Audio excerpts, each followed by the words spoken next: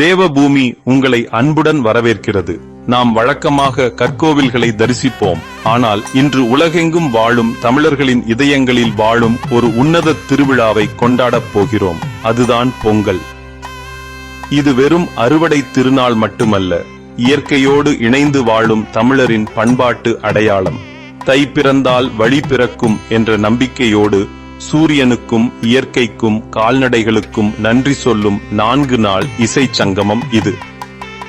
பொங்கல் திருவிழா போகியுடன் தொடங்குகிறது. பழையன கழிதலும் புதியன புகுதலும் என்பது இதன் தாரக மந்திரம். வீட்டை சுத்தம் செய்து தேவையற்ற பொருட்களை தீயிட்டு அழிப்பது வழக்கம்.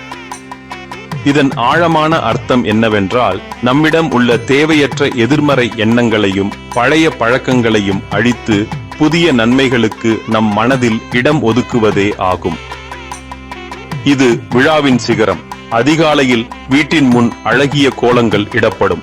புதிய பானையில் புது அரிசியிட்டு வெல்லம் சேர்த்து பொங்கலிடுவது மரபு. பானையில் பால் பொங்கி வரும்போது குடும்பமே இணைந்து பொங்கலோ பொங்கல் என்று முழக்கமிடுவார்கள்.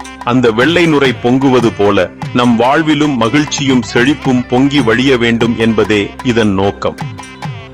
இது சூரியனை அடிப்படையாக கொண்ட விழா. பூமிக்கு ஆற்றலை தரும் சூரிய பகவானுக்கு முதல் அறுவடையை படைத்து நன்றி தெரிவிக்கிறோம். விவசாயியின் உற்ற நண்பர்களான கால்நடைகளை காவுரவிக்கும் நாள் இது.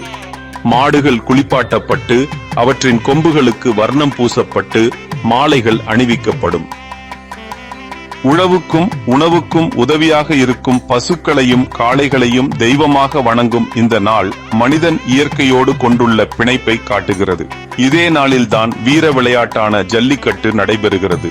இது காளைகளை அடக்கும் வீரத்தை விட நம் நாட்டு இனக்காளைகளை பாதுகாக்கும் ஒரு வழியாகும். காணும் என்றால் சந்தித்தல்.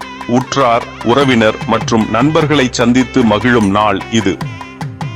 பெண்கள் தங்கள் சகோதரர்களின் நலனுக்காக பறவைகளுக்கு சாதம் வைக்கும் கணுப்பிடி வழக்கம் இன்றும் கிராமங்களில் உயிர்ப்போடு உள்ளது. இது குடும்ப உறவுகளை மேம்படுத்தும் நாளாக அமைகிறது.